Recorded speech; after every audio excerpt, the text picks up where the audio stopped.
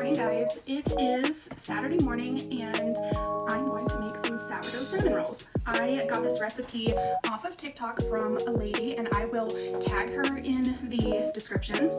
So if you want to follow her recipe, you can go find it on her page. So I have tried to pre-measure out most of the ingredients.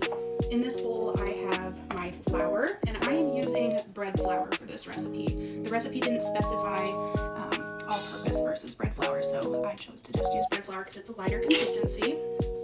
And then this recipe actually calls for sourdough discard, so I fed this last night. Let me get my measuring cup, and it's 1/3 of a cup of discard.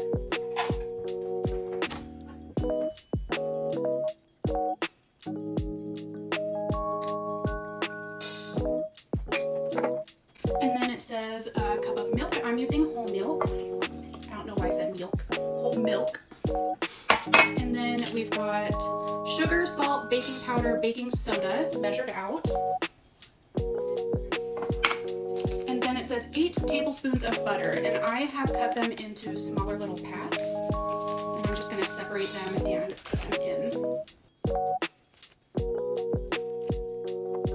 I'm going to finish doing this and then wash my hands and I'll be right back. Okay, hands washed. Now it says to just give this a mix.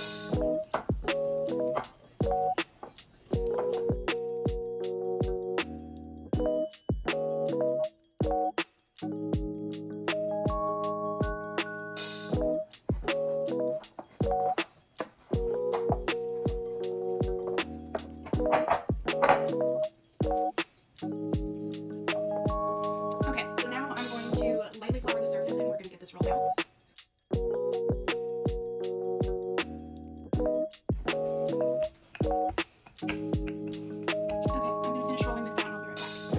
The angle so you can see. So it then says for the filling it's 4 tablespoons of butter, and then you're going to want to soften that and spread it out on your dough, and then mix cinnamon and brown sugar and then sprinkle that out.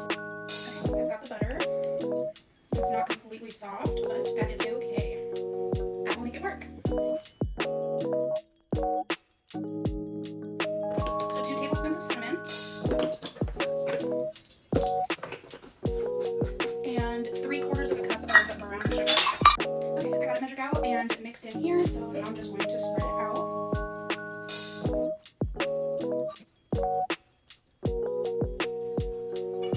Okay, then it says to roll it up from the long end and roll it in.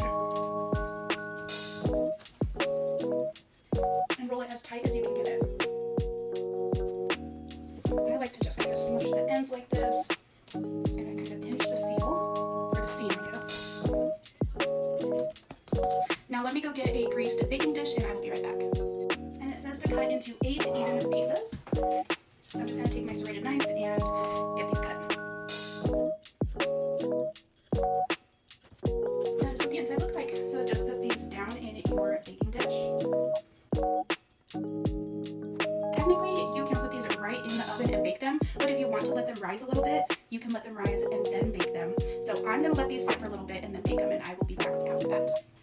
Okay guys, these have been sitting for about 15-20 minutes, not very long, but now I'm going to pour the heavy cream in and put them in the oven. I don't know if you can tell, but I put just enough heavy cream in to cover the bottom. These will bake at 375 for 35 to 40 minutes, and I will show you when they come out. Okay, while the cinnamon rolls are in the oven, I am going to make the cream cheese icing. Okay, so this is the texture that I got.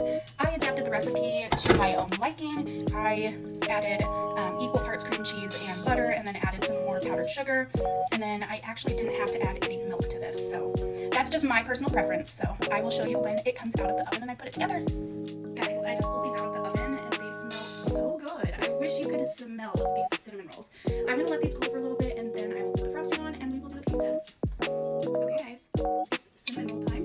It looks really good. I will tell you, my son who is sick gave it a 7 out of 10. My husband gave it an 8 out of 10. So now it is my turn. Let me get a bite with the cinnamon. Okay, that looks like a good bite. I'm gonna have to agree with my husband. This is an 8 out of 10. If you are looking for a quick cinnamon roll that you don't have to let rise like 2 or 3 times before you bake them, this is a really great recipe to use. So I started this about 10 o'clock this morning, and it is now noon. So dough, baking, resting, 2 hours, and that's it. So I would call this a win. So I hope you guys all have